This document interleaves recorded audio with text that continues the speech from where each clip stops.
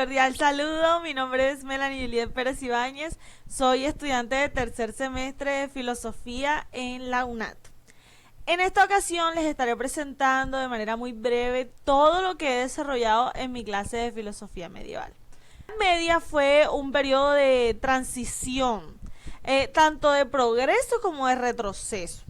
¿Por qué? Porque se vio en la cultura a nivel social, religioso, que tuvo como su epicentro en la Edad Media Europa.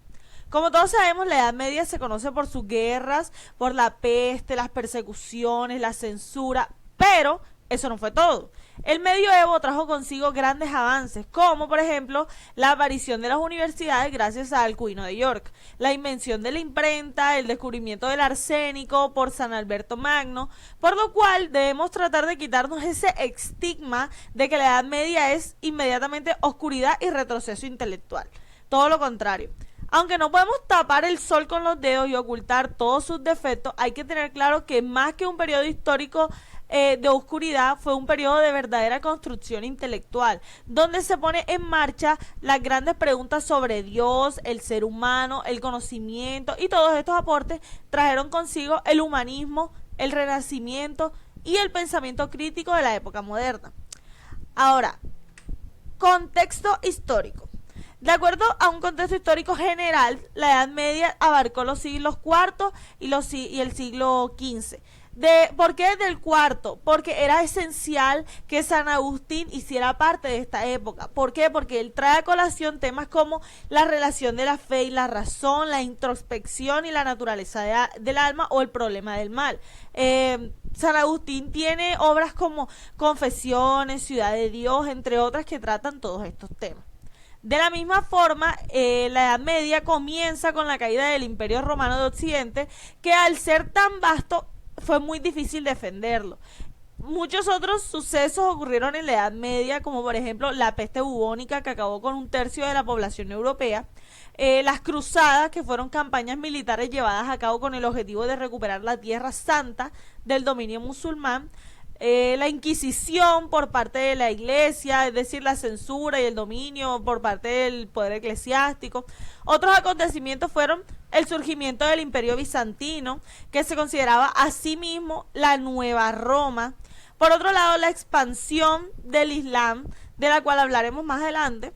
Por último, y considero de suma importancia como abogada, la redacción de los artículos de los varones, que se convirtieron luego en la Carta Magna inglesa, que limitaría el poder absoluto. Características sociales y culturales. La Edad Media tenía algunas características, como por ejemplo era mayormente economía agrícola y su sistema era feudal. ¿Por qué era feudal? Esto último surgió tras el fracaso del centralismo que traía el Imperio Carolingio. De la misma forma surge un nuevo estrato social conocido como la burguesía. Otra característica es el teocentrismo como visión dominante, es decir, Dios como el centro del universo y todos estábamos subordinados a él. También existieron tensiones entre el poder espiritual y el poder político, es decir, el papocesarismo y el cesaropapismo. Mientras el cesaropapismo es la subordinación de la iglesia al político, el papocesarismo es lo contrario, es la intervención religiosa en la esfera secular.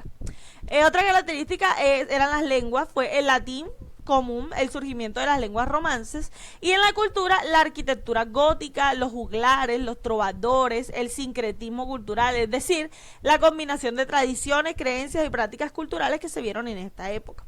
También, como ya había comentado, la creación de universidades gracias al Alcuino de York. Existieron universidades catedralicias para la iglesia, palatinas para quienes iban a trabajar en el palacio y monásticas pues para los monasterios. Aquí podrán ver algunas imágenes. La capilla real yo la utilizo como para representar el estilo, la arquitectura gótica, que aunque es gótico tardío y estilo isabelino, pues también sirve. Por otro lado, las cruzadas, las cuales profundizaré en los aportes interculturales. Y por último, las universidades gracias a, reitero, Alcuino de York. Religiones y filosofías en la Edad Media.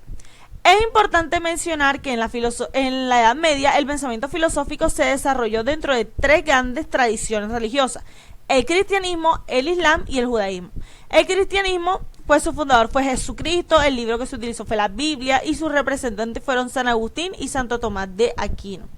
Santo Tomás, pues ya sabemos que tiene ideas como la autonomía de la razón, el orden del conocimiento y las vías de conocimiento. Por otro lado, el Islam, que surgió en el siglo VII con Mahoma y el Corán. Los filósofos islámicos como Al-Kindi o Al-Farabi y Averroes buscaron conciliar la relación aristotélica con el monoteísmo islámico, impulsando avances científicos, filosóficos, etc. El judaísmo, basado en el Torá y las enseñanzas de Abraham y Moisés, el judaísmo medieval también dialogó con la filosofía clásica. Entonces, filósofos como Avicebrón y Maimónides intentaron integrar la razón con la tradición religiosa judía. Estas tres religiones compartieron un reto en común: integrar las enseñanzas de Aristóteles, que era muy racional y a veces chocaba con las creencias religiosas. Entonces ellos buscaban como un diálogo entre la fe y la razón, que fue clave en la filosofía medieval.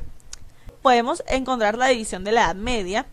Y pues los historiadores señalaron que este periodo estaba conformado por tres etapas: la temprana Edad Media, la alta Edad Media y la baja Edad Media, cada una de las cuales dispone de las características propias en la relación que se establece entre la fe y la razón.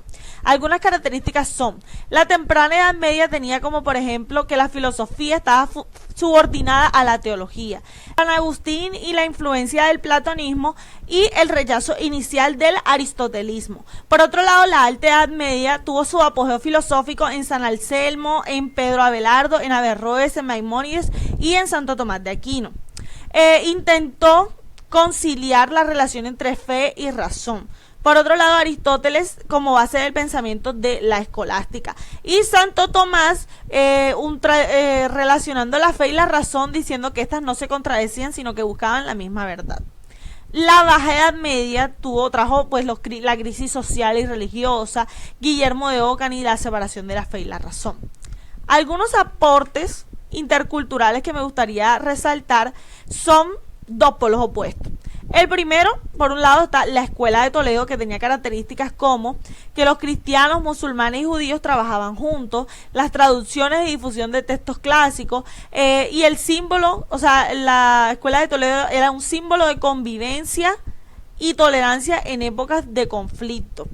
Por otro lado, las cruzadas, que aportaron de formas diferentes, como por ejemplo, en lo religioso se hicieron en nombre de la fe cristiana. En lo militar fueron guerras organizadas contra los musulmanes.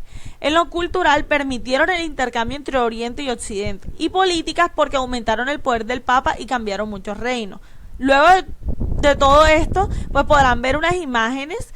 Escogí el altar de la Virgen con el niño en la Catedral de Toledo para representar la Escuela de Toledo, y una imagen de las cruzadas. Luego de todo lo explicado, me gustaría concluir con una pequeña reflexión. Como hemos visto, la Edad Media no fue solo un periodo de guerras y estancamiento, fue una época de profunda reflexión filosófica, donde el ser humano buscó comprender el mundo desde la fe sin abandonar del todo la razón. A través del diálogo entre religiones, el surgimiento de las universidades, el rescate del pensamiento clásico, se sentaron las bases para el Renacimiento y la modernidad. Hoy más que nunca, en un mundo tan polarizado, el diálogo, la búsqueda del conocimiento y la convivencia entre las culturas siempre debe florecer, incluso en medio de la oscuridad. Siendo esto todo, espero que les haya gustado. Dejaré en la descripción los enlaces para las 3 infografías sobre los autores más relevantes de cada etapa de la Edad Media, por si les interesa. Un abrazo para todos. Best of May.